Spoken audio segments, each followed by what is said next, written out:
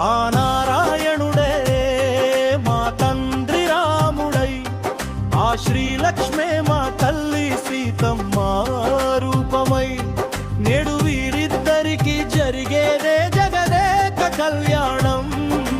సీతారాముల కళ్యాణం, శ్రీ సీతారాముల